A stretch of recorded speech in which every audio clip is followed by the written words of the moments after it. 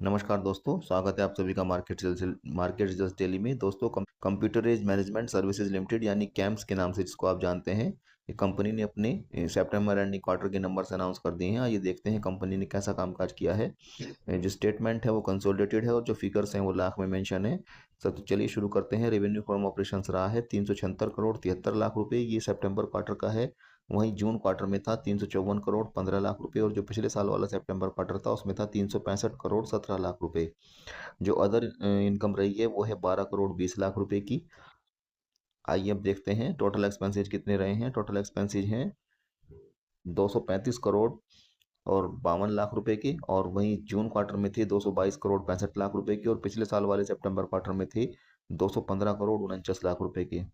Profit after tax रहा है company का, रहा है 113 करोड़ 93 लाख रुपए, लगभग 114 करोड़ आप इसको समझ सकते हैं। और जो जून क्वार्टर था उसमें प्रॉफिट था 108 करोड़ 4 लाख रुपए, और जो पिछले साल वाला क्वार्टर था उसमें प्रॉफिट था 120 करोड़ और 83 लाख रुपए।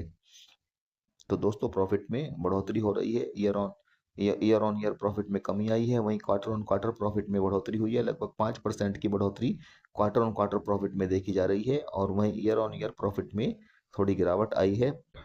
अर्निंग पर शेयर है 23 रुपये 23 पैसे पर शेयर, ये सितंबर क्वार्टर के लिए है। वहीं जून क्वार्टर में थी ये 22 रुपये 7 पैसे पर शेयर, और पिछले साल वाले सितंबर क्वार्टर में थी 24 रुपये 88 पैसे पर शेयर।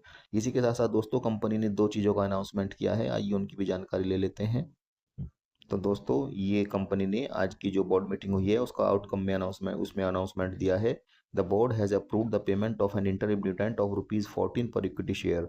14 रुपये पर शेयर के हिसाब से इंटरिम डिविडेंड का अनाउंस किया है कंपनी ने। The above dividend will be paid to दो shareholders as on 7 November 2025 which has been fixed at the record date. और 7 नवंबर इसके लिए कंपनी ने रिकॉर्ड डेट का अनाउंसमेंट किया है, रिकॉर्ड डेट फिक्स की है 7 नवंबर। जो शेयर होल्डर्स के नाम कंपनी के पास रजिस्टर होंगे वो ही डिविडेंड पाने के लिए एलिजिबल होंगे। और जो इस डिविडेंड का जो डिस्बर्समेंट किया जाएगा उसकी जो डेट कंपनी ने बताई है वो है 26 नवंबर, यानी 26 नवंबर तक जो शेयर होल्डर्स होंगे उनके अकाउंट में डिविडेंड क्रेडिट किया जाएगा। इसी के साथ साथ कंपनी ने एक और अनाउंसमेंट दिया है। The board approved the transfer of the payment aggregator business to CAMS payment services private limited.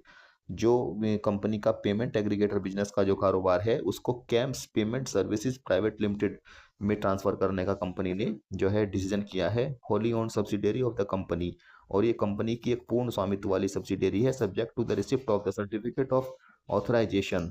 ये सर्टिफिकेट ऑफ ऑथराइजेशन मिलने के बाद ये कंपनी ट्रांसफर करने जा रही है by the subsidiary from reserve bank of India.